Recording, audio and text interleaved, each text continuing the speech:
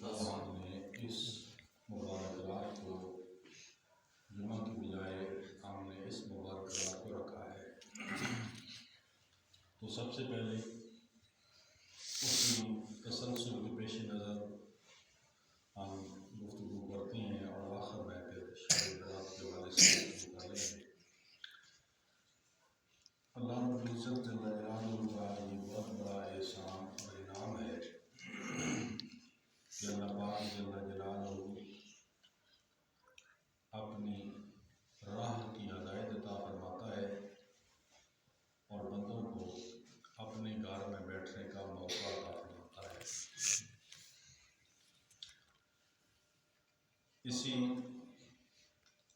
سلسلہ میں جو ہمارے مرکز علم کے نصاب کے اندر چل رہا ہے، اس میں آج کا ہمارا ٹاپک ہے عام الفیل، یعنی ہاتھی والا سال۔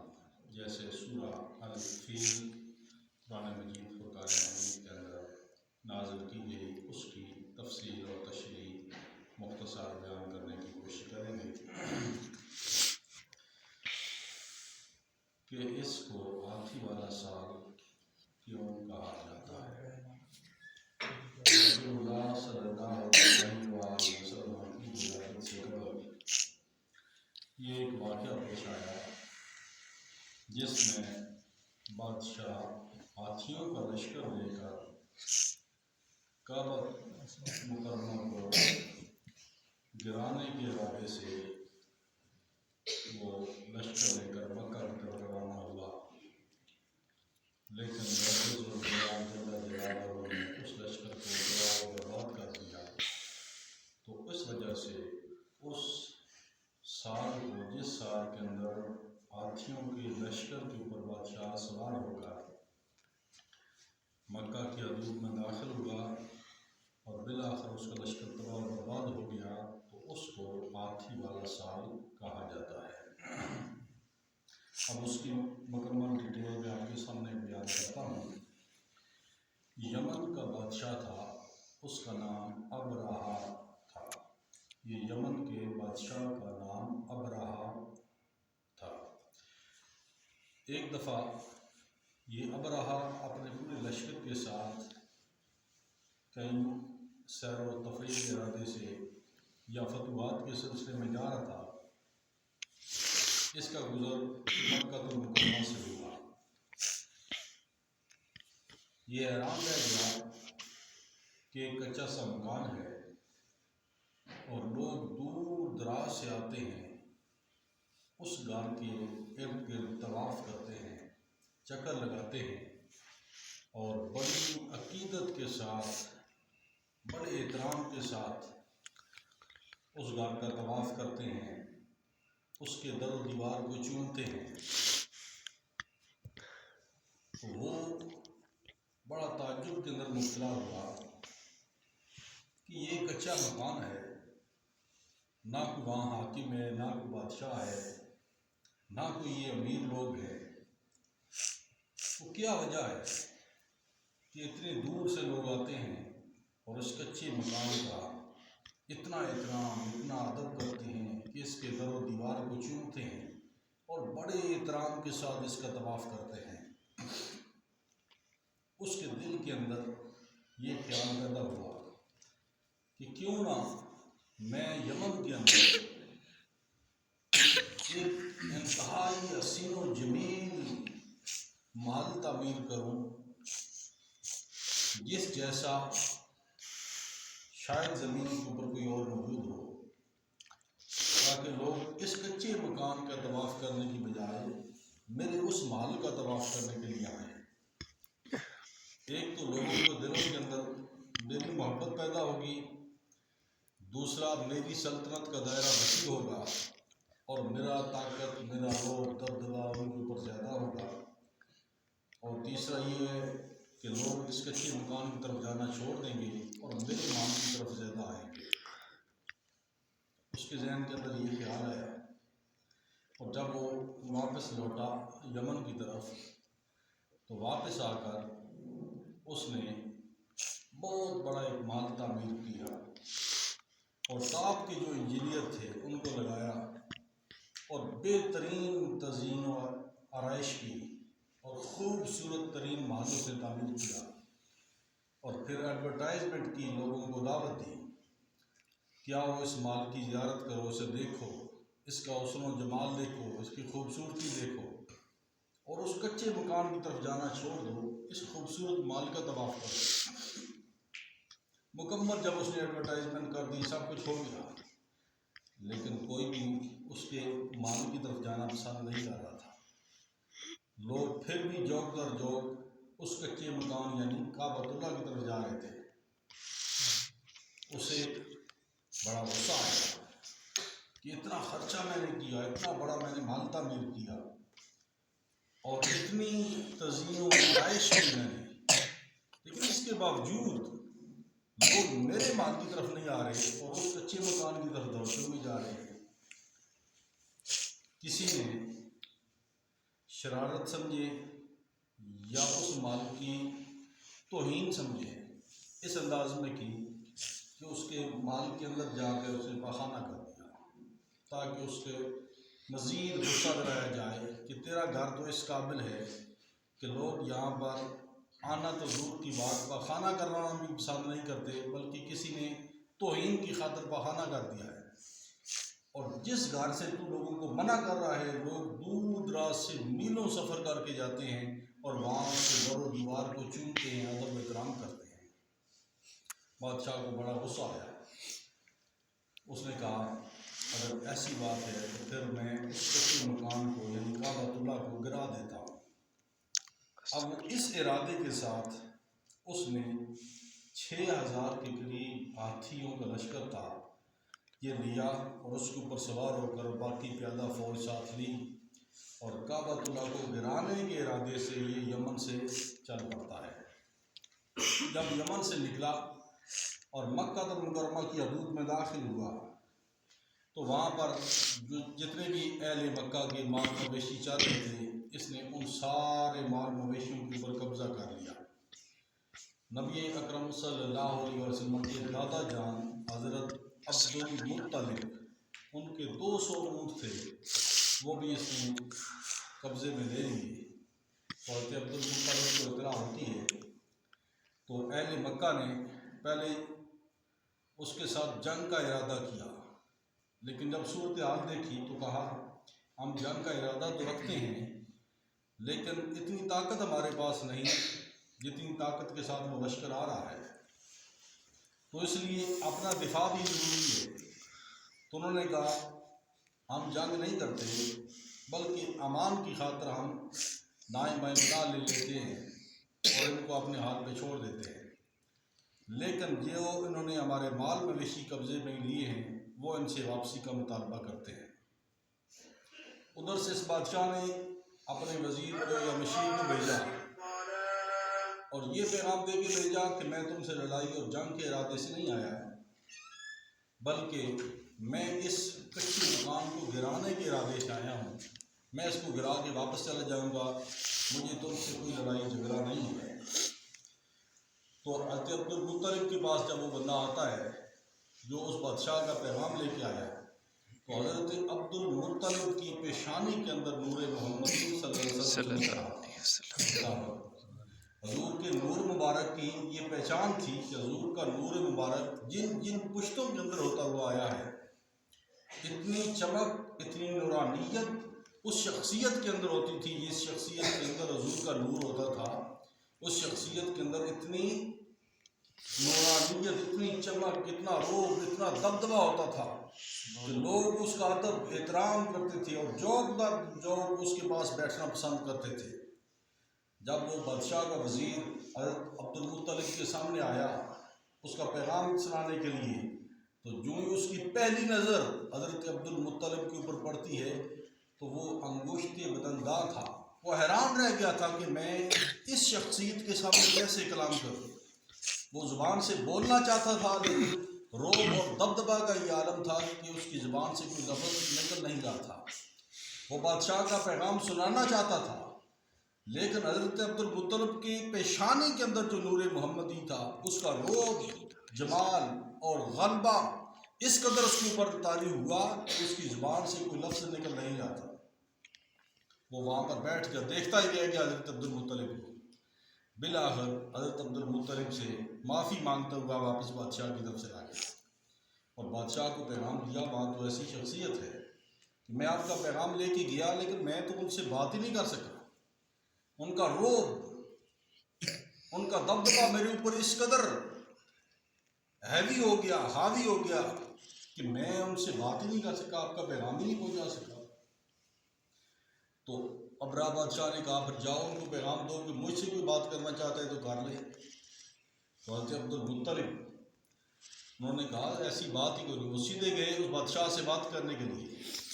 جب بادشاہ کے قریب آئے تو بادشاہ نے جب نور محمدی صلی اللہ علیہ وسلم کی اس چمک کو دیکھا اور حضور کے نور مبارک کی وہ چمک جو حضرت عبد المطلب کی پیشانی کے اندر تھی، اس کے اندر اتنی قوت، اتنا غلبہ تھا، اتنا روب اور اتنا دبدبہ تھا کہ پورا لشکر ہیبت زدہ ہو گیا تھا اور عجیب سی کیفیت طاری ہو گئی تھی پورے لشکر کے اوپر. بادشاہ خود حیران تھا.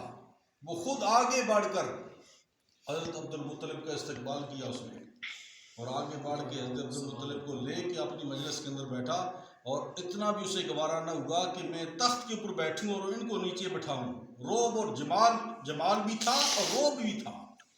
جمال اس قدر تھا کہ وہ حضرت عبد المطلب کے علاوہ کسی اور کو دیکھنا پسند ہی نہیں کرتا تھا اور روب اس قدر تھا کہ وہ تخت کے اوپر نہیں بیٹھ سکتا تھا حضرت عبد المطلب کے سامنے. وہ جہاں حضرت عبد المطلب بیٹھے وہیں حضرت عبد المطلب کے ساتھ بیٹھا اور حضرت عبد المطلب کے ساتھ بیٹھ کے کلام کرتا رہا.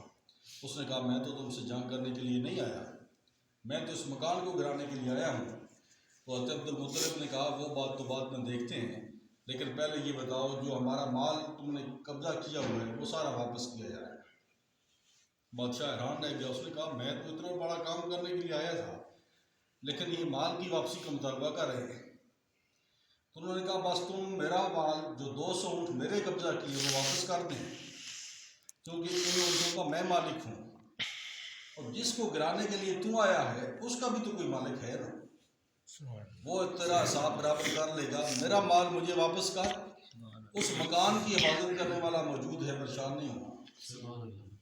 اس نے کہا ٹھیک ہے اپنا مال لے جاؤ. اس نے مال واپس کیا، عزت احترام کے ساتھ آ گئے. اب وہ مکہ المکرمہ کی طرف بڑھ رہا ہے، کعبہ کے اوپر حملہ کرنے کے ارادے سے جا رہا ہے.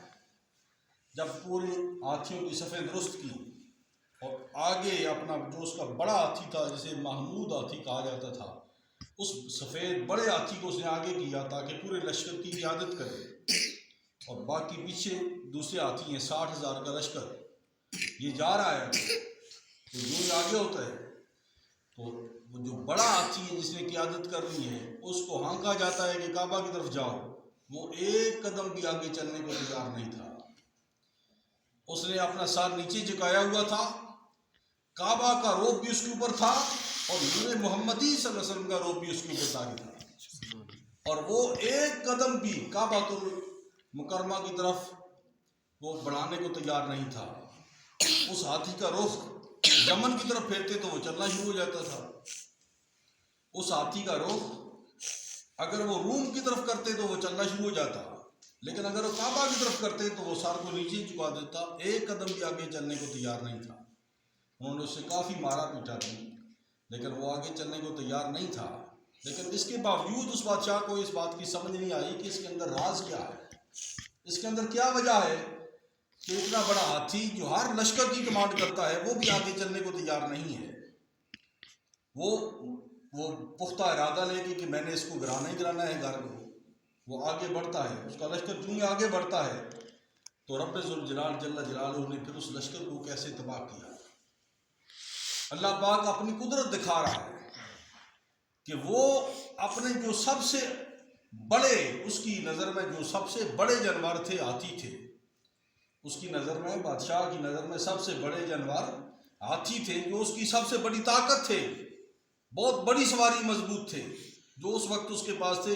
وہ ان کو لے کے گیا لیکن رب ذوالجلال جل جلالہ نے جس لشکر کے ہاتھوں اس طرح بڑے لشکر کو تباہ کیا، اس کا بھی اندازہ کریں کہ وہ کتنی قدر والا تھا۔ اتنے بڑے عظیم الجثہ ہاتھی اور اتنا بڑا لشکر لے کے وہ جا رہا ہے، تو رب ذوالجلال جل جلالہ اگر چاہتا تو انسانوں کے ذریعے اس کو مروا دیتا۔ اگر اللہ تعالیٰ چاہتا تو اہل مکہ کے ذریعے ان کے اندر طاقت پیدا کرتا، وسائل پیدا کرتا، اور اہل مکہ کے ذریعے اس سارے لشکر کو تباہ و برباد کر دیتا۔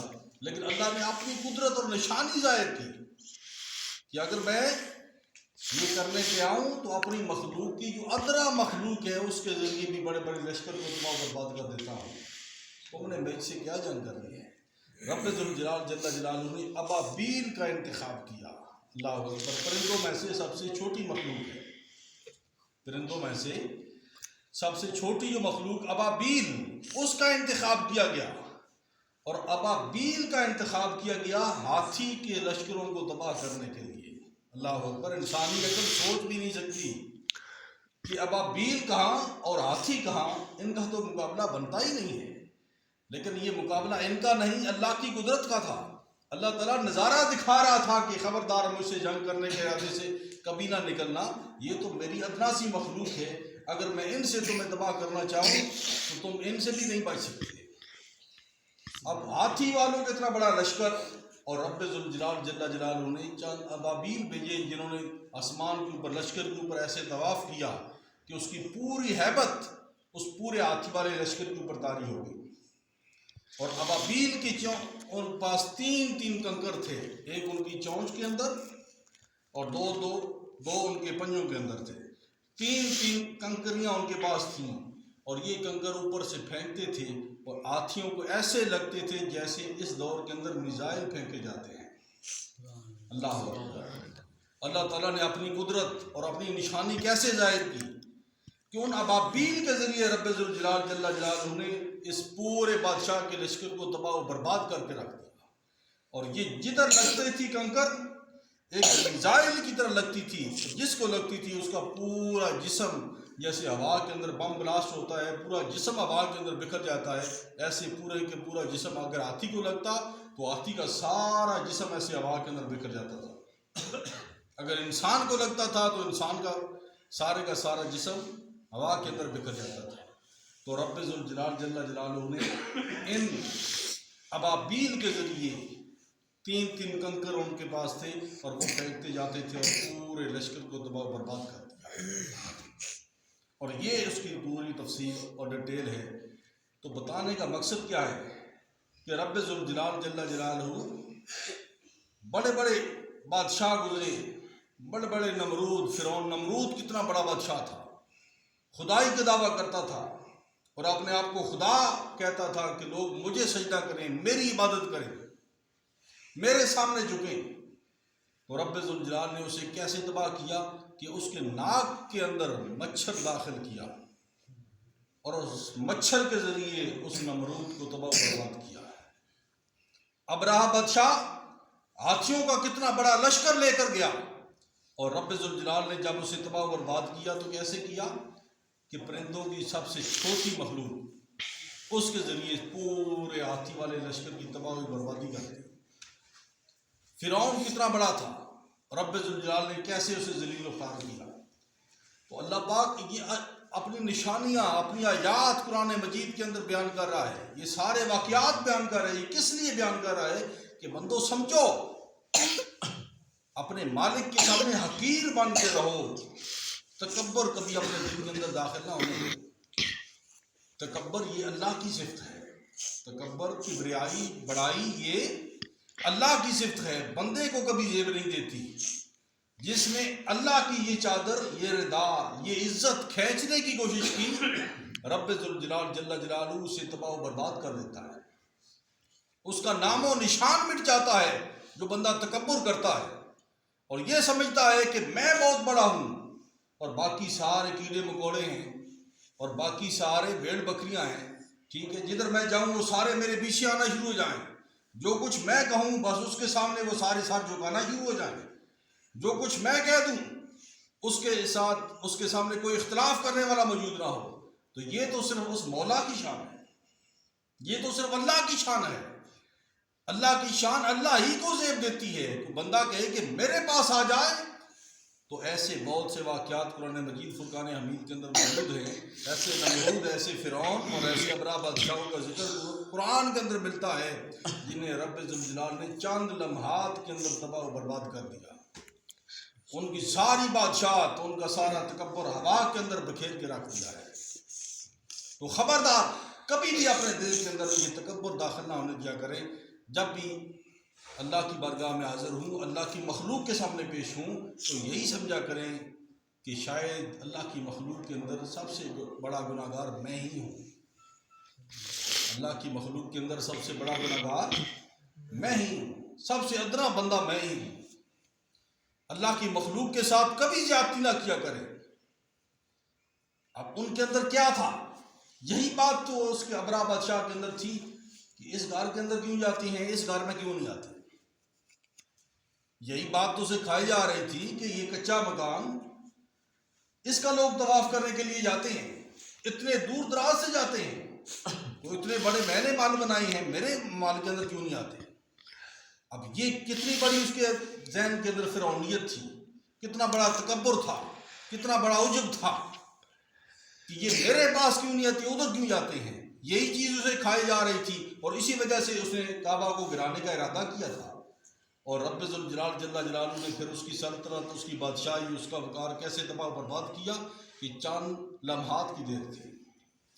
تو اس لیے یہ کبھی خیال نہیں کرنا چاہیے امیری، غریبی، سلطنت، طاقت، قوت یہ سدا نہیں رہتی. یہ رب ذوالجلال جل جلالہ کی طرف سے ہوتی ہیں. بندے کے لیے امتحان ہوتا ہے. کبھی بندے کے پاس پاور ہوتی ہے، طاقت ہوتی ہے. اگر کوئی بندہ پاور اور طاقت کا غلط استعمال کرتا ہے تو اس کا بھی محاسبہ کیا جاتا ہے. رب ذوالجلال جل جلالہ دنیا کے اندر ہی اسے مرنے سے پہلے اس دنیا کے اوپر اسے سزا سنا دیتا ہے. ایسے کوئی امیر ہے تو کسی غریب کو کبھی حقارت کی نظر سے نہ دیکھے. اگر وہ اسے حقارت کی نظر سے دیکھے گا تو رب ذوالجلال جل جلالہ اس کی ساری امیری کو ایک لمحے کے اندر غریبی کے اندر بدلنے پہ قادر ہے. اگر وہ چاہے تو اس کی ساری امیری کو ایک لمحے کے اندر غریبی کے اندر بدل دے، اور وہی بندہ جو بادشاہ بن کر مداد کے اندر زندگی گزارنے والا ہے، وہ سڑکوں پہ بھیک مانگتے ہوئے بھی آپ کو نظر آئے گا. تو اس لیے یہ ایسا نہیں کرنا چاہیے. یہ اللہ کی شان ہوتی ہے. اللہ پاک جسے عزت عطا فرمائے اسے قبول کرنا چاہیے، حسد نہیں کرنا چاہیے. یہ حسد تھا کہ اس کچے مکان کی طرف کیوں جاتی ہیں، میرے پکے مال کی طرف کیوں نہیں آتے. یہ ایک حسد تھا جو اس کے دل کے اندر تھا، اور اس حسد نے اسے مجبور کیا کہ اس کچے مکان کو گرا دیا جائے، اس کعبہ کو گرا دیا جائے. تو جس سینے کے اندر یہ آگ لگ جاتی ہے، حسد کی آگ لگ جاتی ہے، شیخ سعدی رحمۃ اللہ تعالیٰ علیہ فرماتے ہیں کہ جس بندے کو حسد کی بیماری لگ جائے کہ لوگ میرے پاس کیوں نہیں آتے، ادھر کیوں جاتے ہیں، لوگ میری بات کیوں نہیں سنتے، ادھر کیوں سنتے ہیں، جس بندے کو یہ حسد کی بیماری لگ جاتی ہے تو شیخ سعدی فرماتے ہیں یہ ایک ایسی لا علاج مرض ہے کہ اس کا سوائے موت کے اور کچھ علاج نہیں ہے. یعنی مرتے دم تک یہ حسد کی بیماری پھر چلتی رہتی ہے، چلتی رہتی ہے، چلتی رہتی ہے. وہ جہاں جاتا ہے، جدھر جاتا ہے، بس اسی جلن کے اندر جل جل کے مر جاتا ہے کہ لوگ میرے پاس کیوں نہیں بیٹھتے، ادھر کیوں بیٹھتے ہیں، لوگ میرے مکان میں کیوں نہیں آتے، ادھر کیوں جاتے ہیں، لوگ میرے محل میں کیوں نہیں آتے، ادھر کچے مکانوں کی طرف کیوں جاتے ہیں. تو یہ ایک حسد کی بیماری ہے. تو حسد کبھی نہیں ہونا چاہیے. حسد کی جگہ رشک ہونا چاہیے. حسد کی جگہ رشک. حسد یہ ہوتا ہے کہ بندہ یہ کہتا ہے کہ اس کے پاس یہ چیز کیوں ہے، اس کے پاس دولت کیوں ہے، میرے پاس کیوں نہیں ہے. یا اللہ اس کے پاس نہ ہو تو یہ جو اس کے پاس ہے وہ مجھے دے دے.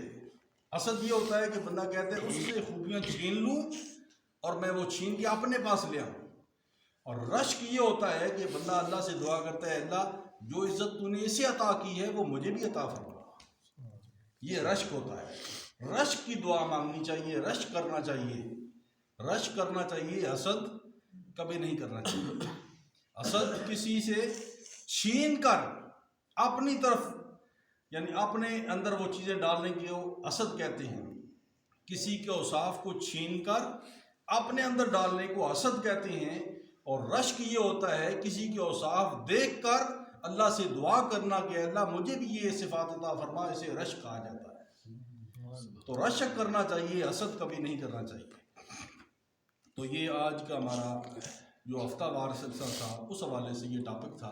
اسی کے ساتھ آج شب برات کے مبارک موقع کے اوپر تھوڑی سی گفتگو کر لیتے ہیں۔ شب برات کا یہ مبارک موقع اور مقدس رات، اب یہ راتیں اللہ پاک نے کس لیے پیدا کی ہیں، اس کا مقصد کیا ہے؟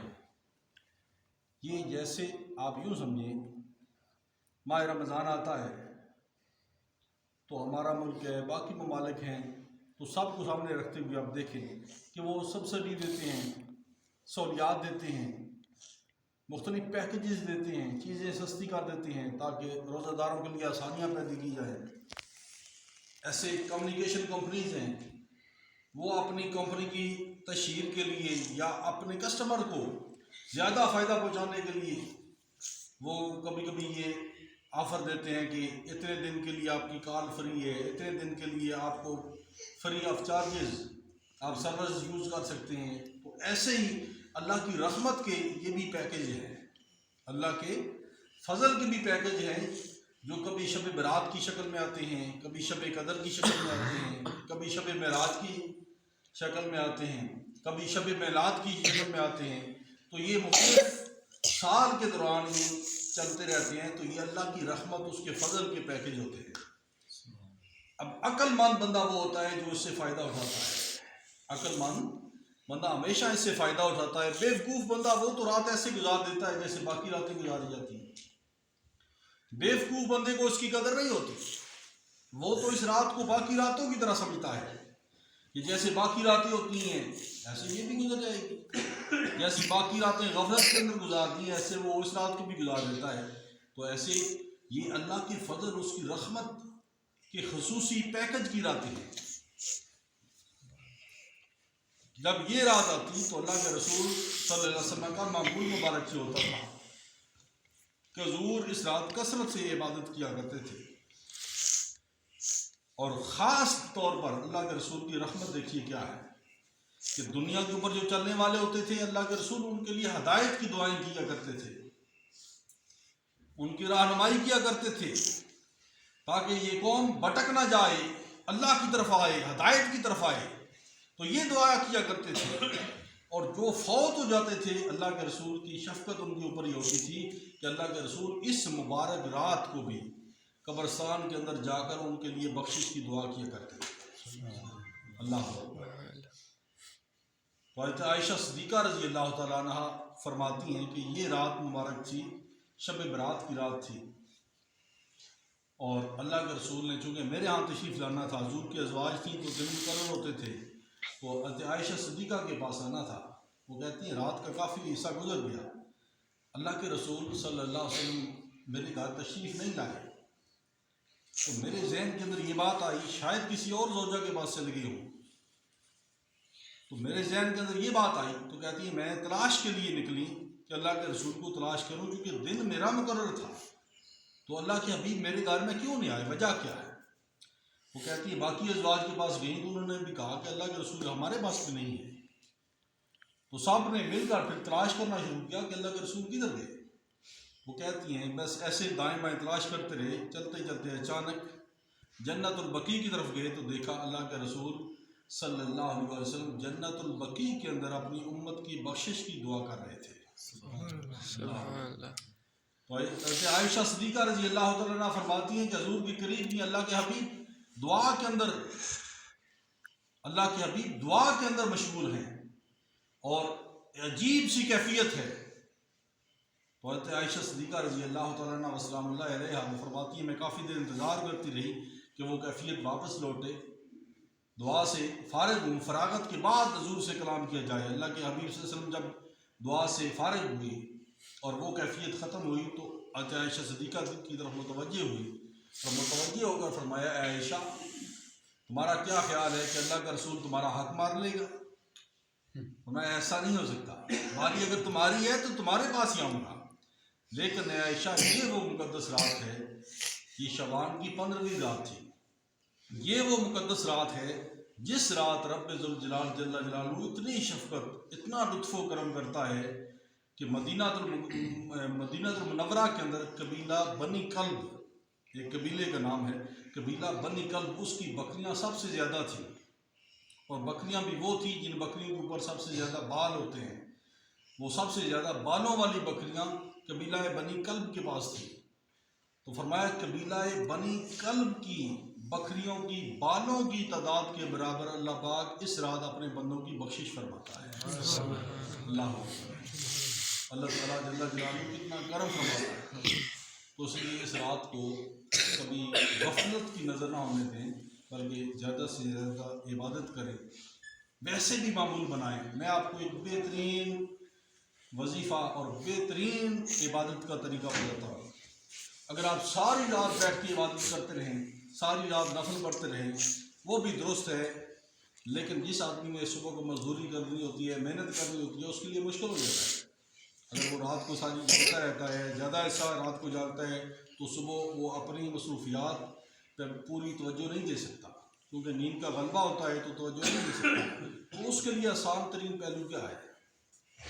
اگر اسے آپ معمول بنا لیں تو یقین کریں کہ آپ کی ہر رات عبادت شمار کی جائے گی۔ معمول کیا ہے کہ آپ نماز عشاء پڑھیں، نماز عشاء کوشش کریں جماعت کے ساتھ پڑھیں۔ اگر جماعت کسی وجہ سے رہ گئی ہے، کسی غفلت کی وجہ سے رہ گئی ہے، تو اپنی پڑھ لیں، بعد میں پڑھ لیں۔ نماز عشاء پڑھنے کے بعد کوئی فضول گفتگو، ایسی گفتگو نہ کریں جو اللہ کی نافرمانی کی دعوت دے رہی ہو۔ ویسے بیٹھیں، گپ شپ لگائیں، جو بھی ہے، لیکن ایسی گفتگو نہ کریں جو اللہ کی نافرمانی کی طرف مائل کر رہی ہو، بے حیائی کی طرف مائل کر رہی ہو۔ کوئی ایسی ویڈیو، ڈرامہ، فلم بالکل نہ دیکھیں جو بے حیائی کی دعوت دے رہا ہو۔ اچھی چیز نعت لگا لیں، کوئی تقریر سن لیں، کوئی اور ایسے آپس میں خاندان کے بیٹھے مسائل ہوتے ہیں، لوگ آپس میں بیٹھتے ہیں، وہ الگ بات ہے۔ تو کوئی ایسی بات نہ کریں جس سے اللہ کی نافرمانی ہو۔ نماز عشاء کے بعد آپ حالت وضو سو جائیں، اس نیت اور اس ارادے کے ساتھ کہ صبح انشاءاللہ اٹھ کے فجر کی نماز ادا کروں گا، اور آپ کا ساری رات سویا رہنا یہ بھی عبادت شمار کیا جائے گا۔ سبحان اللہ۔ آپ کا ساری رات سویا رہنا یہ عبادت شمار کیا جائے گا اگر آپ اس ارادے اور اس نیت کے ساتھ سوتے ہیں کہ نماز عشاء پڑھی، نماز عشاء کے بعد کوئی ایسی بات نہیں کی، کوئی ایسا کلام نہیں کیا جس سے اللہ کی نافرمانی ہو، اور اس مقصد اور اس ارادے کے ساتھ ہم سوئے حالت وضو کے اندر کہ صبح اٹھ کے پھر نماز فجر پڑھیں گے، اگر اللہ نے موقع دیا تو نماز تہجد بھی پڑھیں گے۔ اس ارادے اور اس نیت کے ساتھ آپ سو گے، اور صبح اٹھنے تک آپ نے جو آرام کیا ہوگا وہ آرام بھی اللہ کی بارگاہ میں عبادت شمار کیا جائے گا۔ تو اللہ تعالیٰ نے ہمارے لیے بڑی آسانیاں پیدا کی ہیں، بڑی نرمیاں پیدا کی ہیں، ہم خود ان سے مستفید نہیں ہو رہے، فائدہ نہیں اٹھا رہے، ہم خود غفلت کا شکار ہوتے جا رہے ہیں۔ آپ دیکھیں ہمارا زیادہ تر وقت وہ غفلت کے اندر گزرتا ہے۔ اگر کوئی بندہ رات کو بیٹھ جائے ہمارے پاس تو ہم 12 بجے تک، 1 بجے تک یہ معمول کے مطابق بیٹھ کے گپیں لگاتے رہتے ہیں، لیکن اگر ہمیں بیٹھ کے تھوڑی دیر ذکر کرنا پڑ جائے تو وہ بھی ہمارے لیے بڑا مشکل ہو جاتا ہے۔ اگر ہمیں بیٹھ کر ذکر کی محفل کے اندر جانا پڑ جائے، درود کی محفل کے اندر جانا پڑ جائے تو بڑی مشکل ہوتی ہے، لیکن کوئی دوست یار آ جائے، گپ لگانا شروع ہو جائیں تو 3-3 4-4 گھنٹے بھی گزر جائیں تو ہمیں سمجھ نہیں آتی، تو ہم پھر غفلت کی طرف جا رہے ہیں نا، ہدایت سے دور ہوتے جا رہے ہیں، اللہ کی رحمت سے دور ہوتے جا رہے ہیں۔ تو یہ راتیں وہ ہیں جن راتوں کے اندر ہم جا کے آتے ہیں، ان کے اندر آپ کو یہ پیغام سنایا جاتا ہے، آپ کی اصلاح کی جاتی ہے کہ اپنا زیادہ وقت اللہ کی عبادت کی طرف کریں، اور کوشش کریں کہ کوئی ایسا وقت جو اللہ کی نافرمانی کی طرف جا رہا ہو، اس سے جو غفلت کی دعوت دے رہا ہو اس سے آپ پرہیز کریں۔ جو کام بھی کریں، جہاں بھی رہیں، جدھر بھی رہیں، میں آپ میں سے زیادہ تر لوگ جنہوں نے مال مویشی رکھا ہے، بکریاں رکھی ہیں، ان کے لیے بھی بہترین بات کہتا ہوں کہ آپ جاتے ہیں، مال مویشی لے کے گئے، بکریاں چرانا، مال مویشی چرانا، یہ انبیاء اکرام کی سنت ہے، یہ اللہ کے نبیوں کی سنت ہے، انبیاء اکرام کی سنت ہے، یہ کوئی عام کام نہیں ہے۔ یہ بھی اللہ کے رسول صلی اللہ علیہ وسلم نے خود فرمایا ہر نبی، کوئی نبی ایسا نہیں ہے جس نے ہجرت نہ کی ہو، یعنی ایک علاقہ اپنا وطن چھوڑا اللہ کے دین کی خاطر، اپنا وطن چھوڑ کے دوسرے وطن کی طرف چلے گئے، اپنی جائیداد گھر بار سب کچھ چھوڑا اور دوسرے علاقے کی طرف چلے گئے۔ فرمایا کوئی نبی ایسا نہیں ہے جس نے ہجرت نہیں کی، اور دوسرا فرمایا کوئی نبی ایسا نہیں ہے جس نے بکریاں نہیں چرائی۔ صحابہ اکرام رضوان اللہ علیہم اجمعین نے عرض کی، یا رسول اللہ آپ نے بھی بکریاں چرائی ہیں؟ فرمایا ہاں میں نے خود بکریاں چرائی ہیں، ہر نبی نے بکریاں چرائی ہیں۔ تو یہ انبیاء اکرام علیہ السلام کی سنت ہے، تو آپ اس کو سنت سمجھ کے کریں گے، کام تو آپ نے اپنا ہی کرنا ہے نا۔ اگر آپ اس سنت اور اس نیت کے ساتھ کریں گے کہ یہ انبیاء اکرام علیہ السلام کا طریقہ ہے، انہوں نے خود یہ چرائی ہے، اور اس ارادے کے ساتھ آپ اپنی بکریوں کی حفاظت کرتے ہیں، چراتے ہیں، تو آپ سارا دن بکریاں چراتے رہیں، سنت انبیاء پہ عمل کرنے کی وجہ سے آپ کو سارا دن اجر ملتا رہے گا۔ سنت انبیاء پہ عمل کرنے کی وجہ سے آپ کو اجر ثواب ملتا رہے گا۔ آپ بیٹھے ہیں وہاں پر، جدھر آپ بیٹھے ہیں بیٹھ کر آپ ذکر کریں، اللہ تعالیٰ کا، اللہ کو یاد کریں، درود پاک بیٹھ کے پڑھیں، جنگل کے اندر بیٹھے ہیں، جہاں پر بیٹھے ہیں آپ بیٹھ کر پڑھیں۔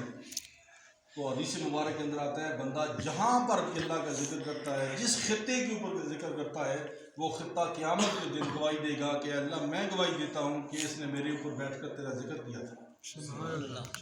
اب یہ صرف مسجد ہی تو ذکر کی جگہ نہیں ہے، آپ جہاں اپنے کام کریں، جدھر برتیاں رہیں، وہاں پر بیٹھ کر اللہ کا ذکر کریں، اللہ کو یاد کریں۔ کھانا آپ نے کھایا ہے، الحمدللہ پڑھ دیں، وہ کھانا آپ کے لیے شفا بن جائے گا۔ کھانا شروع کرنے سے پہلے بسم اللہ الرحمن الرحیم پڑھ لیں، کھانے کے اندر برکت آ جائے گی۔ کھانا کھانے کے بعد الحمدللہ اللہ کا شکر بجا لا لیں، وہ کھانا آپ کے لیے شفا بن جائے گا، آپ کو تکلیف نہیں دے گا، آپ کو نقصان نہیں دے گا۔ تو کتنی آسان سی نیکیاں ہیں جنہیں ہم ضائع کر رہے ہیں۔ اللہ تعالیٰ جل جلالہ برگاہ میں دعا ہے اللہ تعالیٰ دین اسلام کو سمجھنے کی توفیق عطا فرمائے، آمین، اور ایسی مبارک راتوں سے مستفیض ہونے کی توفیق عطا فرمائے۔ آمین۔ اور آپ کی اطلاع کے لیے عرض ہے، بہت سے لوگوں کو معلوم ہے کہ ہفتہ وار ہر جمعہ کو نماز مغرب سے نماز عشاء تک یہ اسی مسجد کے اندر درود پاک کی محفل ہوتی ہے، اور ساتھ تھوڑا سا واضح و تبلیغ ہوتی ہے۔